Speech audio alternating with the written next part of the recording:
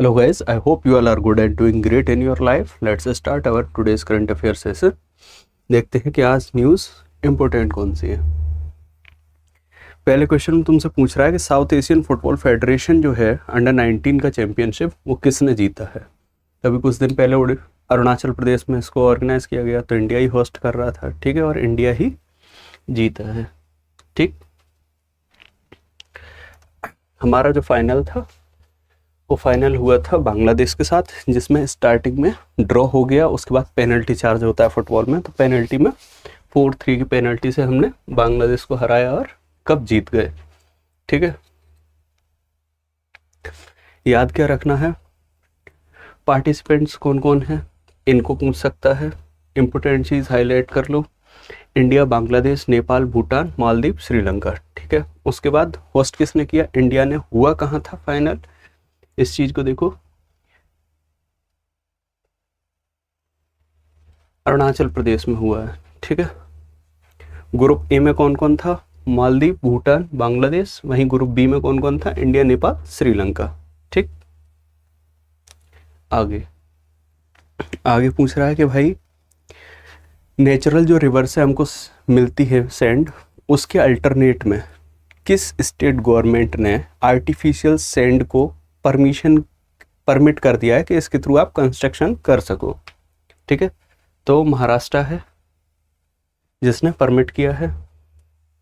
Main चीज़ है कि ecological surviving के लिए सारी चीज़ें की जा रही हैं। जब आर्टिफिशियल सैंड को आप बना सकते हो तो उसका यूज़ क्यों ना करो। ठीक है, और उसका पूरा जो यूज़ है कंस्ट्रक्शन में वो हार्मफुल नहीं है। इन सारी चीज़ों को देखने के बाद में फिर गवर्नमेंट ने इसको परमिशन दी है। ठीक है, तो ये पूरा इको फ्रेंडली वगैरह रहेगा, इसलिए गवर्नमेंट जो है इस पर ज़्यादा रिलाई कर रही है कि भाई मैंडेट कर देते हैं इस सैंड को कि भाई कंस्ट्रक्शन में तुम इसी से ही कंस्ट्रक्शन करो, रिवर वगैरह जो है उनसे निकली हुई नेचुरल सैंड को यूज़ मत करो। ठीक है,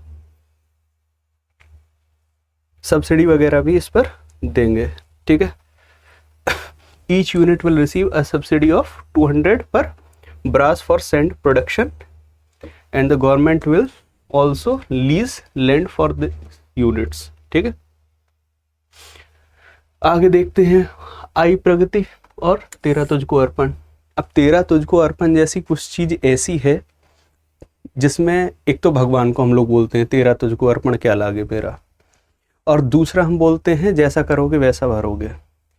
तो काइंड ऑफ नेचर की डिफरेंस है यहाँ पर। जो इस स्कीम को लाया गया है ये साइबर क्राइम वगैरह जो होते हैं उनको कंट्रोल करने के लिए लाया गया है। ठीक है, और ये गुजरात स्टेट में स्टेट गवर्नमेंट ने ये चीज़ें लॉन्च की हैं। ठीक है, तो देखोगे तुम चीफ मिनिस्टर जो हैं उन्होंने लॉन्च किया है पूरे स्टेट में साइबर क्राइम के लिए तेरा तुझको अर्पण। ठीक है, और वहीं आई प्रगति पोर्टल जो है वो कंप्लेंट्स के लिए किया गया है। ठीक है, भूपेंद्र पटेल चीफ मिनिस्टर हैं गुजरात के, इस चीज़ को भी याद रखना। इट मे पॉसिबल कि तुमसे यही पूछ लिया जाए कि गुजरात में करंट चीफ मिनिस्टर कौन है। ठीक है, या किस चीफ मिनिस्टर ने ये दोनों चीज़ें लॉन्च की हैं, स्टेट का ना पूछे तो फिर इस तरह से भी क्वेश्चन बना सकते हैं।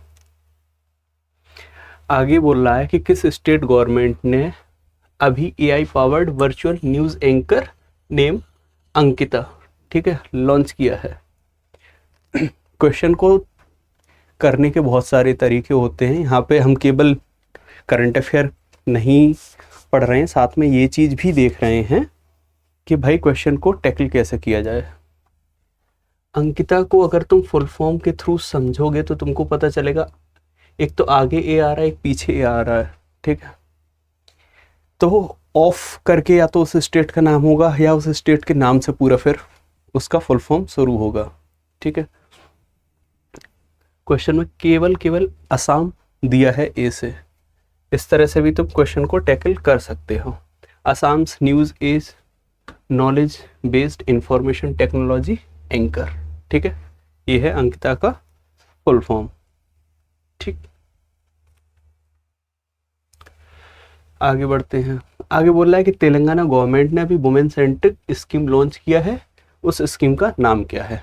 ठीक है, 2 स्कीम लॉन्च हुई हैं तेलंगाना में, ये वाली तो वुमेन सेंट्रिक जो है वो है वुमेन एक्सेलरेशन प्रोग्राम, और दूसरी यूथ के लिए है। ठीक है, grass root youth innovation program. ठीक है, ये दोनों लॉन्च हुई हैं। इस स्कीम को लॉन्च किया है रैम्प के अंदर। ठीक है, rising and accelerating MSME programs performance. ठीक है, अगले क्वेश्चन की तरफ बढ़ते हैं। अगले में एक बुक है, और बुक्स अक्सर एग्जाम में पूछ ली जाती हैं। इस बुक का नाम है the diary of a cricketers wife.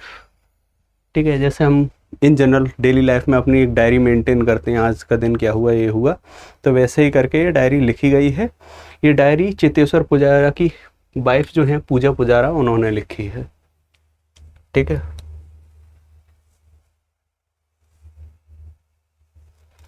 आगे देखते हैं। इंदिरा सौरा गिरिजाला विकासन स्कीम जो है वो किस स्टेट गवर्नमेंट ने लॉन्च की है।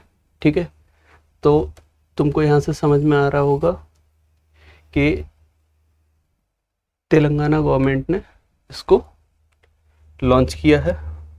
ठीक, फार्मर्स के लिए है पूरा। जो सोलर पंप वगैरह रहते हैं वो फार्मर्स को दिए जाएंगे, वो प्रोवाइड कराने की बात कर रहे हैं। जो प्रोजेक्ट है, पायलट प्रोजेक्ट है, उसका पूरा का पूरा जो तुम देखोगे एरिया कवरिंग है। ठीक है, 45 ट्राइबल्स हैं जिनको कवर करेंगे ये लोग। उससे पहले under forest right act government ने सैंक्शन किया था पट्टाज, और वो पट्टाज लैंड ही होती है। कितना उसका था एरिया, 6.69 लाख एकर्स, जिसमें अबाउट 2.3 लाख फार्मर्स जो हैं शेड्यूल ट्राइब के, उनको बेनिफिट मिला था। ठीक है, और इस स्कीम के लिए ये जो प्रोजेक्ट लॉन्च किया, इसके लिए स्पेशल ऑफिसर को अपॉइंट किया गया है जो पूरा का पूरा इसको होल एंड सोल करके संभालेगा। ठीक है, एम्पावरिंग करना है ट्राइबल जितने फार्मर्स हैं उनको। ठीक है, विक्रम करा एज ए स्पेशल ऑफिसर इस पूरे के पूरे प्रोजेक्ट के लिए, इस प्रोग्राम के लिए, इस स्कीम के लिए अपॉइंट किए गए हैं, जो कि इसकी स्मूथ फंक्शनिंग पर ध्यान देंगे। किस तरह से ट्राइबल फार्मर्स को लैंड एलोकेट की गई है, उस पर सोलर प्लांट की जो सुविधा है वो दी जाए। ठीक है, इसके बाद में आगे है इटालियन ओपन जो है वो किसने जीता है, तो अल्कराज ने जीता है, और जैस्मिन पॉलिनी ने जीता है सिंगल्स में।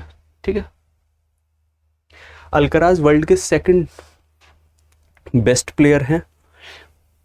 ठीक, जिन्होंने हराया किसको है, इन्होंने हराया है सिनर को। ठीक है, जेनिक सिनर, ये वर्ल्ड में 1st रैंकर हैं।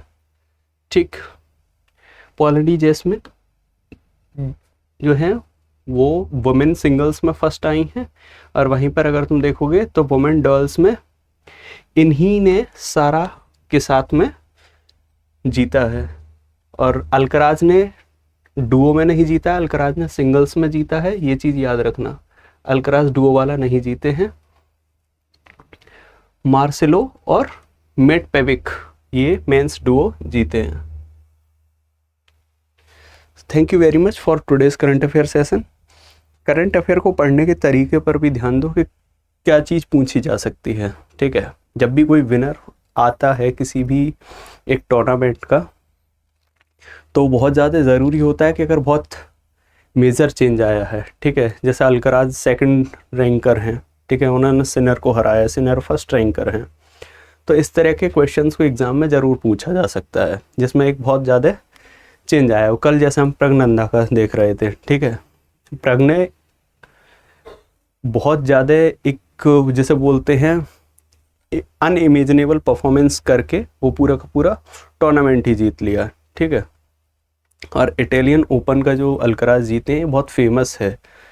तो इस तरह के क्वेश्चन आते हैं, क्वेश्चन को घुमाकर भी कभी कभी जब एग्जामिनर पूछता है तो उन चीज़ों को भी हम देखते हैं। ठीक है, या कभी कभी क्वेश्चन एक फुल फॉर्म को दे दिया कि किससे रिलेटेड है या का फुल फॉर्म क्या होगा, तो हमेशा उन वर्ड्स को ध्यान दो जो ऑप्शन में दिए गए हैं, ठीक है।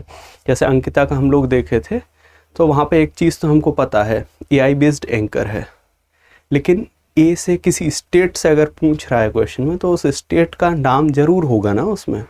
तो इस तरह से भी क्वेश्चन को टैकल करने के तरीके पर ध्यान दो। न्यूज़ को हमेशा 360 डिग्री से पढ़ो। यहाँ पर हम जब क्वेश्चन बना के लाते हैं तो उस माइंडसेट के लिए बना के लाते हैं कि आपका वो दिमाग इस तरह से ही न्यूज़ को पढ़े कि क्या क्वेश्चन आ सकता है, वरना तो सीधे सीधे जैसे और लोग पढ़ाते हैं उस तरह से भी हम आर्टिकल सीधा लगा के उन चीज़ों को बता सकते हैं। केवल पॉइंटर्स में आके न्यूज़ को लिख दें और आके बोल दें कि ये हुआ, ये हुआ है, ठीक है। क्वेश्चंस को बनाने के रीज़न ही यही है कि दिमाग में वो रेशनैलिटी रहे सबकॉन्शियसली कि किस टाइप का क्वेश्चन आ सकता है या कौन सी लाइन का क्वेश्चन बन सकता है। Thank you very much for today's current affair session. Stay happy and healthy.